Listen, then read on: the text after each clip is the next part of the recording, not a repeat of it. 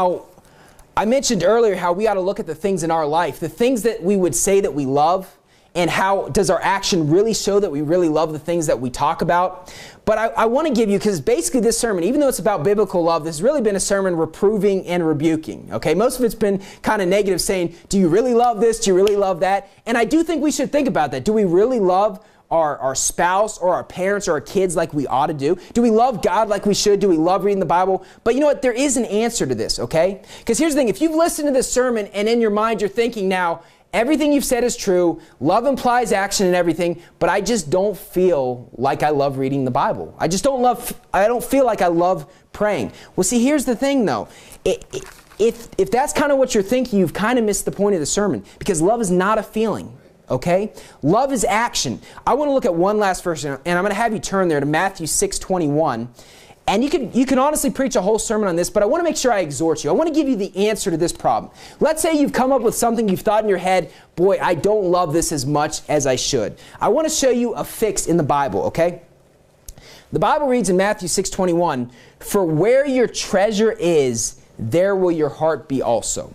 Now, a lot of people would apply this just to money, and honestly, that would be true. If you invest a lot of money into something, you're going to care about it. I mean, if you bought a car for like $500, you probably don't care that much if it gets smashed. If you spend a lot of money on a car, you're going to really care about that car being in good shape, right? Where you've spent your money, that's what you're going to care about. That's where what your heart's going to really care about. But you can also look at this in terms of what you've invested your time and your energy into.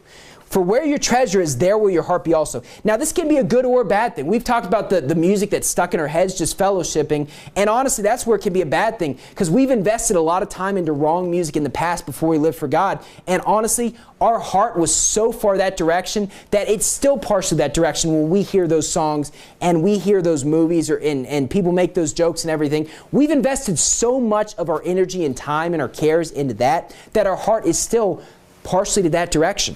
But see, this can also be a great thing as well. Because let's say, for example, you say, well, I don't love reading the Bible like I ought to read the Bible. You know what the answer is? Read the Bible more. I mean, it's not a complicated answer. If you read the Bible more, if you invest your energy into that, your heart is going to follow. That's what the Bible teaches. And I can attribute this in my own life. I can say in terms of different areas of living for the Lord, the first thing I feel like I really loved was soul winning. Just for me personally, I really just didn't want to see people go to hell. But honestly, for a long time, I don't think I really loved reading the Bible. Now, maybe I would have said I loved reading the Bible back then, but I don't think my actions really showed it. And, you know, since that time, I've slowly bumped up to more reading and more reading. And honestly, I read now more. Like the start of this year, I bumped up my reading to another level. I read more than I ever have. And honestly, a lot of times I get done with my reading early, and when I get 5 free minutes, I'm like, oh, let me just, read Obadiah or some short book. I just want to read more because my heart has followed that direction. You say, I don't pray, I don't love praying. Invest more time into it. I don't love my fellow church member. Pray for that person. Think about them, talk to them, get to know them, and you're going to care more about that person. So you can apply those things to God and also the fellow person in your life. If you invest time into someone or invest time into something of God, you're going to care more about it. And the great thing about God is the way things work with God, that the more time you spend soul winning, the more you care about it.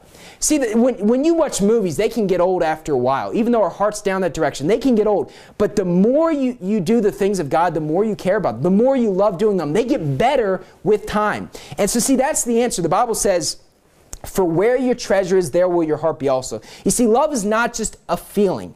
There is action associated to love. It talks about the labor of love. It talks about laying down your life. And if there's an area in your life where you feel like you don't love correctly, you don't have those emotions of loving reading the Bible or caring about someone else, invest more time into that person and your heart will follow. Let's close in a word of prayer.